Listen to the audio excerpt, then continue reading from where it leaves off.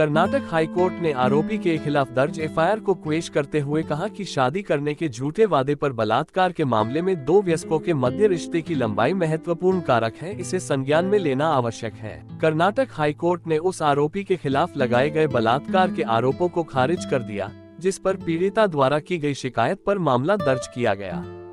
पीड़िता ने अपनी शिकायत में कहा कि आरोपी ने 5 साल से अधिक समय तक उसके साथ रिश्ते में रहने के कारण उससे शादी करने से इनकार कर दिया। पीड़िता का आरोप है कि दोनों में जान पहचान हो गई और यह रिश्ते में और रिश्ता यौन संबंध में बदल गया।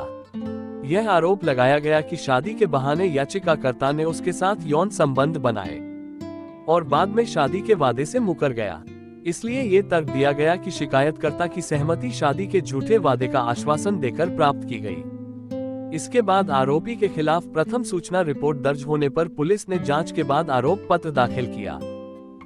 जस्टिस एम नागप्रसन्ना की एकल न्यायाधीश पीठ ने आंशिक रूप से मल्लिकार्जुन देसाई गौदा द्वारा दायर याचिका की अनुमति दी और भारतीय दंड संहिता (आईपीसी) की धारा 376, 376 2 एन 354, 406 और 504 के तहत लगाए गए आरोप खारिज कर दिए। बेंच ने रेप के आरोप खारिज करते हुए कहा, शिकायत में बताया गया कि दोनों प्यार में थे और संबंधों की सहमति एक बार नहीं, 2 बार या 3 बार है, दिनों या महीनों के लिए नहीं, लेकिन कई सालों तक है। पीड़िता ने 5 साल तक की अवधि के लिए सहमति से संबंध बनाए।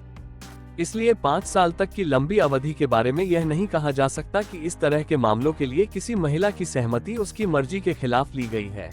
ये रिश्ते की लंबाई है और दोनों के बीच ऐसे रिश्ते की अवधि में सेक्स किया गया है, जो आईपीसी की धारा 375 की सामग्री की कठोरता को दूर करता है। इसके लिए आईपीसी की धारा 376 के तहत अपराध बन जाता है।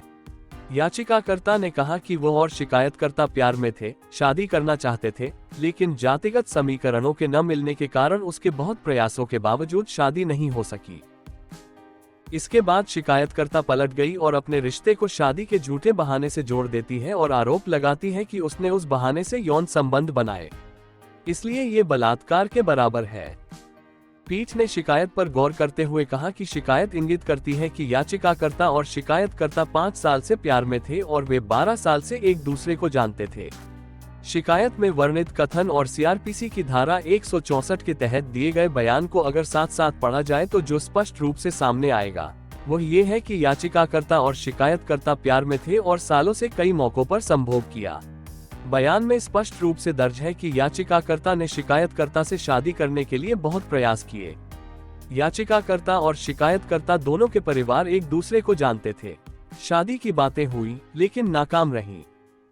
आगे पीठ ने कहा, हालांकि शिकायत और बयान बताता है कि याचिकाकर्ता ने शिकायतकर्ता के साथ शुरू में जबरन यौन संबंध बनाए, लेकिन उक्त बल को 5 साल तक जारी नहीं देखा जा सकता।